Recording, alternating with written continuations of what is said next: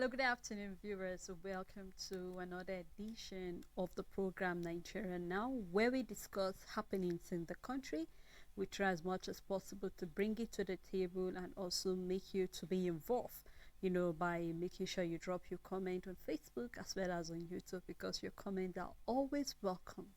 I am Sana Elisha Dashom. I will be doing this program together with Rachel. That's it. Good afternoon, Afternoon, Rachel. Sally.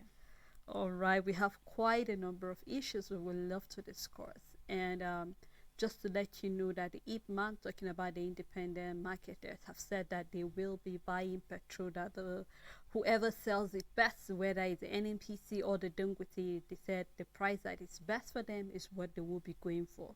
We know we're aware of the issue of the fuel scarcity as well as talking about the debt. So we'll just keep our fingers crossed and see what will be the outlook concerning marketers and where they will be purchasing their petrol from.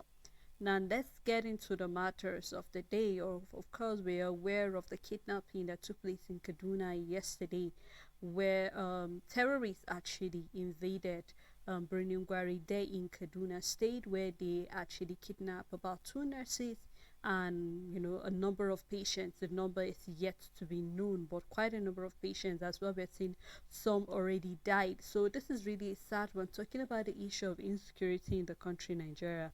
And then I think we cannot overemphasize this issue. We've tried our best to add our voices to the voices of other Nigerians out there, asking for accountability from our leaders, because this is not a matter of bargaining whether or not the government want to come in and take care of Nigerians, but this is like more like we're mandating them. It's a command from Nigerians that you know what, this is what you signed up for. And I know, of course, Nigerians have raised their voices as well as they are concerned concerning the fact that we keep seeing a particular zone being more like a soft spot, more like a place where we keep having repeated, attack over and over. And that's why I frown when I see them being called bandits. They are not bandits. When you say bandit, they are more like talking about thieves, talks. They are more than that. These are people who are bent on taking over a community, taking over an entire territory, making sure that they make the lives of people unbearable. Now, we were aware of the fact that they actually did not even go for the hospital. That is even the sad part. They were actually coming out for students, but unfortunately for them in that area, the school was empty. And then we're seeing that they now resulted to the next phase. That is to say, they can't just leave empty-handed. And then we're seeing that innocent nurses, as well as some patients, were being taken captive. And this is where we keep asking, where was the security agency? This didn't take place at night. That's even what will break your heart, Richard. Didn't take place. This was in broad daylight, and you wonder, of course, I know they would scare the community, gunshots and all of that. But when we already know the pattern, because over the years, they have a particular way that their operation. And I was expecting that the government is familiar with this pattern, and then you take them on away. It is something, that can actually reduce this. But we keep having more and more and more people being taken into captivity. Let's not even talk about the number of people that till date we have no idea where they are. We're still talking about the Baptist boys till date, not all of them. We're still talking about Leah Sherry, but nobody's talking about it. So it's more like to your tent, that is what is happening to her. Apart from her, maybe her immediate family and few others that are concerned about her. And then we can mention the number of other. Are we going to talk about the Chibok girls? So they, not all of them are back. We're still seeing on the papers some still coming in, one, two kids or more of that. So these are concerns. Are we all going to talk about the issue of Benue State? Whenever we see this, it just reminds us of the fact that, you know what, when it comes to security, we have a number of loopholes that the government seem to be overlooking, and you just can't help but wonder. And this is a question I keep asking: what is it that the government or Nigerians have in their possession that belong to these terrorists? Because I just can't help but wonder. Of course, we are aware of the people they keep recruiting. We've been talking about education and the fact that it's under attack, and the fact that you need to make people to get enlightened, because when you're not enlightened about a particular thing, you're ignorant, and therefore you've become more like a prey to be used by them. They brainwash. We've seen young kids being brainwashed and doing Of their course, dirty yeah. jobs and all of that.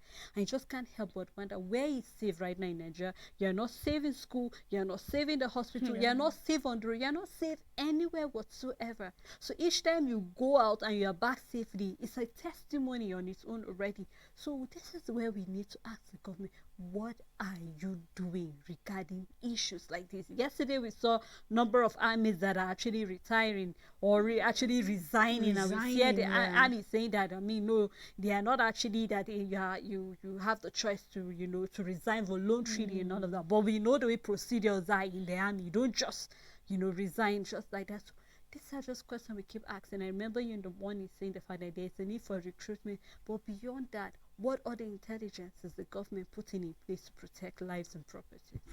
So, like, the truth is that when you talk terrorism, I know sometimes we often just see them as just a group of armed men just moving out, creating chaos, scatteredly. They are very organized. Mm. And when we talk about pattern, because you made mention that they have a pattern, they have a thing, is the government telling us that they cannot see or know. And this would also cast our mind to the fact that these people have intelligence outside, they have spies, they know what they want to do.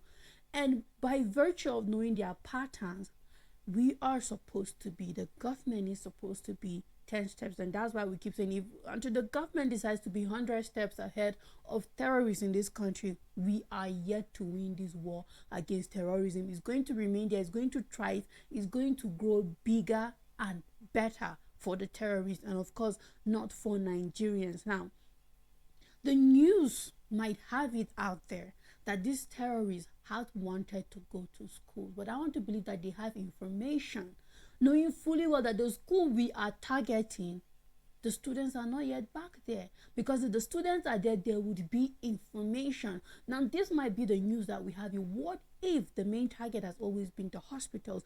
Because we know when they go out, most especially for terrorists, if we want to categorize this insecurity or insurgents in the country, looking at the activities of everyone, we know of terror, we know Boko Haram, we know of ISWAP and the rest, we know their agenda and what they want to do. And then for bandits, these are people that request for ransoms. And then when it comes to herdsmen, I believe that they are one with the terrorists, but carrying out different agenda with the same goal in mind, that is driving people out of their farmlands, and the government has decided to target as the farmers' headers cash. So we have three groups of insurgents in this country. Two are terrorists with different names, and then one, we can leave it for what it is, and these are thieves who are stealing people in exchange for cash. We can leave it at then. We don't know what other things happen, that some of these people that have been kidnapped end up being casualties, death, and all of that. We all know a highway robbery can go wrong. Even the one that comes into your house, someone might just step into your house just to take one or two things, it can get deadly and all of that. Anything with crime is not always good. Now, why am I taking it like that? Is because we do know that the pattern for terrorists is that when they go to attack and get students or school people precisely, is because they had the need for it. They had the need for Dapchi girls. They had the need for Chibok girls. And they have the need for those boys from those schools also. That is why they are not yet released, because they have a camp. They need women. And obviously the reason why we have these girls coming back from Chibok and Dapchi with children, because they have been married to these Boko Haram soldiers and all of that, raising a family. And when the Boko Haram feel like, you know what, we need to reduce our camp, or whatever the negotiations they have with the federal government, some of these girls are being released, but already with children, some pregnant, and all of that. The same thing now. What if, looking at the pattern of terrorism, we can say perhaps they are in need of nurses, because now they need medical attention and care. So are we now looking at a case where perhaps we will not see these nurses? Or are we just looking at bandits purely who are out for some ransom? Because now we have patients which, of course, depending on what is their health challenge, might not be able to survive. We are already having a number of people dying and all of that. These are all the things that are happening, and Nigerians are trying to sum up, add up the puzzle, and we are still left in the dark. And if the government is not willing to be ahead in when it comes to fighting terrorism, I think we are going to remain where we are. As the need arises for terrorists, you can't not imagine what will be or who will be their next target. It's really a disturbing thing, because you don't know, based on their need, based on their agenda, where will they be going next. We've seen that of communities, the recent one of Mafa. You know that, of course, these people are trying to move, and if you're on their way, you will be in trouble. And that is the case for this community. And now we are seeing that of the hospital. We can put a pattern to it, but the question is, what is the government doing about it? Because if you and I can come here and decode some of these things, then imagine when we keep saying the government have an upper hand, have more information and resources. They have better intelligence than us here, analyzing with the information they are able to make available to us. So the government should be on top of the situation. If not, I think when it comes to terrorism and this kind of kidnapping, we are still going to keep seeing it. That's the sad reality about insecurity in the country. Honestly, because looking at everything we've just tried our best to look at, you really have to agree that, you know what, except if the government is telling us that the intelligence of those people is better than ours, which I choose not to believe in anyway, because they do not have quarter of what the government have. This is what I believe, and I know that the government have all that it takes. All they need is, I keep saying, the fact that they need a willpower. When you have a will to do something, you definitely find a way. Sure. There's no way that is impossible for the government. If you need foreign mercenaries, please get them in to clear this thing. We've heard where people are coming out and say, you know what, Sambisa for it should be cleared. But when we have another analyst or someone else coming out to tell us, you know what, if you clear this thing, some people will actually be affected. But we know the way things are. We definitely have, you know, some damages eventually. But as far as we can clear them, I think Nigerians will be happy. Sure. Now we're seeing the Attorney General of the Federation. I mean, you and I have discussed a number of times concerning the punishment given to looters of the Nigerian fund, some of them going to prison and coming out with bail, and then a number of things, and then you just can't help but wonder, okay, wait, did the government recover the funds? That's number one question. Number two question is the fact that the punishment given to them is it equal to their crime? Because when we're talking about corruption, you need to look at other countries. The way they tackle corruption, they tackle it with all their might. If it means you being, you know, hanged to death, we know that we are done with you, so that we end with your generation. You don't. But then we're just opportune to have a system of justice in this country that tends to look at things differently. But here we're seeing that in general the Federation, Fabemi, coming out to say that, you know what, there is a need to review that law again. Because, I mean, looking at the way things are, looters, talking about, we can mention a number of them that have actually looted the Nigerian funds, and then we're seeing even the Attorney General Federation saying some are afraid of the ICPC and EFCC. That is why they're even keeping money in their home, so that they don't put it in the bank and get attention and all of that. But then it's just about reviewing the law. I keep talking about the fact that I have no problem when we review a law. Of course, there's a need to review certain laws that are not addressing the present situation.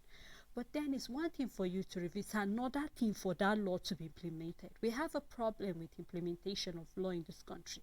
We can mention a number of laws that have been reviewed, and then we are yet to see the implementation. Is there a body that is meant to do that? What is our judicial system doing about that? And all of that. So these are questions we need answers to, and I hope that the government will just come out with another vague answer for us again, but they will come out with something tangible, making sure that Nigerians will actually be satisfied with whatever review concerning this law is going to be.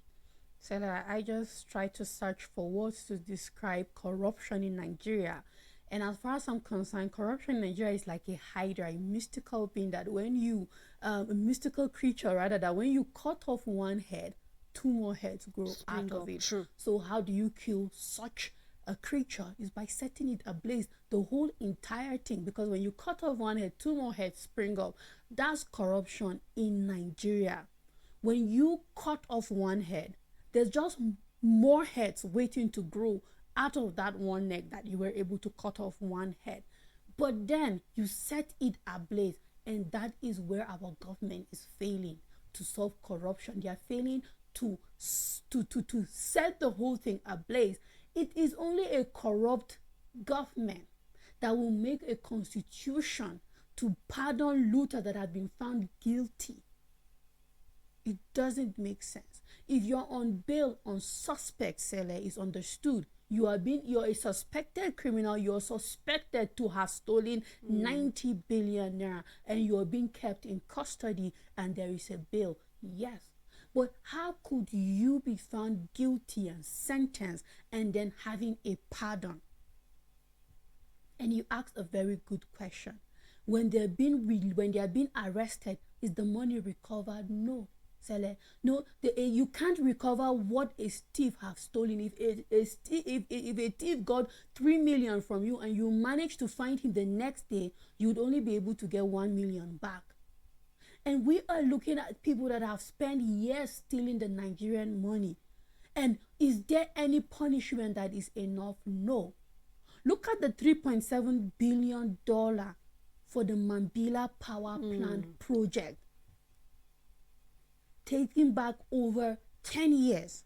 Imagine, Sele, what our power sector would have looked like if that investment was made to its full capacity at that time. More jobs, businesses thriving, all the challenges we're having concerning power now, it might not exist because we would have grown past certain level. So for the stagnation of a country in one sector, tell me, what price enough can somebody pay to the extent that they can even get a pardon? But you see, I will sit down, Sele, because I know I'm also a thief. And I'll say, you know what? Let's have a constitution that pardons thieves. Why? So that tomorrow, in case I get caught, I have that pardon to also bail me out and help me. That is the only way such a constitution makes sense.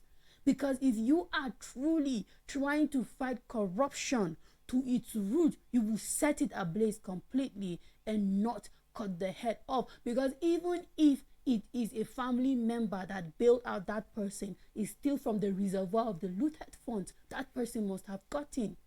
Because some of the money, when you look at it, you wonder, where is it coming from? No, this family was not wealthy in the first place. It was politics that gave this money to this family in the first place. So it's all stolen funds. So we are using stolen funds to bail out. And how do we fight corruption like that? There are countries, as you said, people will hang for such. And when you look at how much they have taken, is nothing compared to what the politicians in this country have taken, just one person. If you hear the billions of dollars, not even Nigerian currency, foreign currency that have been taken, how are we still recovering Abacha's loot till date? We're looking at the case of Dizeni. When I heard how much he stole back then, I was shocked. And I wondered, why would such a person carry all of that kind of money? If we were to literally share that money to every Nigerian, there would be change. So like, the government will still have something to keep in their pocket. We're literally to line up and give people a share of this money to get to every individual, even if our population is 300 million. So unless, and this is even a review that is being proposed, we have moved left, right, center of a constitutional review, an amendment, and we are even having our lawmakers being reluctant about something that important. True.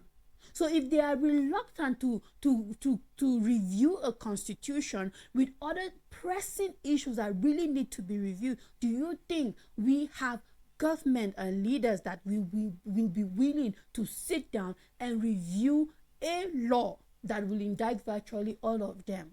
But until we get to that level, selfless leaders, people that are willing to take issues from the root, not just from the surface, because the fruit will keep springing up. That sour fruit will keep growing if you do not cut the root completely and find a better species or a better breed of a plant to put there. We will just keep going on in a vicious cycle, and we will never solve the issues of corruption, money laundering, graft, and all of that. So I just hope that we have the Attorney General of the Federation being serious, using his office to not be silent about it, keep pushing it, and eventually we will have a listing in here concerning such a constitution in the first place. Honestly, Richard, because I think we need to start with our lawmakers. I mean, laws that you're expecting or bills that you're expecting not to pass are the bills that are passing. Mm-hmm.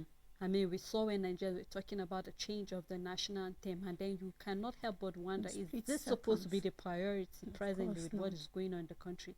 And the sad reality is the fact that we still have these corrupt leaders still in the system presently. We do. We've had Sarah coming out over and over, trying to add up their voice to the voices of many others, to the voice of the voiceless, people like others on the street that don't have the opportunity, asking for certain things. Until date, it seems as if for each time they talk, we see a different approach being taken. We saw questions asked about the present Senate president. Questions have been raised about him and many other leaders. But we're yet to get answers about that. And it was in this same government where we saw they said if you want your sins to be forgiven, join a particular party. And you just can't help but wonder, this statement alone is supposed to have taken such a person to prison. Yeah. But we see people walking around scot-free. So we'll keep our fingers crossed. Just like you said, we hope that the Attorney General means business. And we hope that this bill will see daylight eventually, because most of this things just stay in the dark wherever they are being brought out from. But then we are hoping that something different will happen regarding this particular law. Well, thank you so much, Rachel. You're welcome, Sarah. And thank you to our viewers as well as to the entire crew for making this program a success. We look forward again to doing this together with you tomorrow. Do have a wonderful day ahead.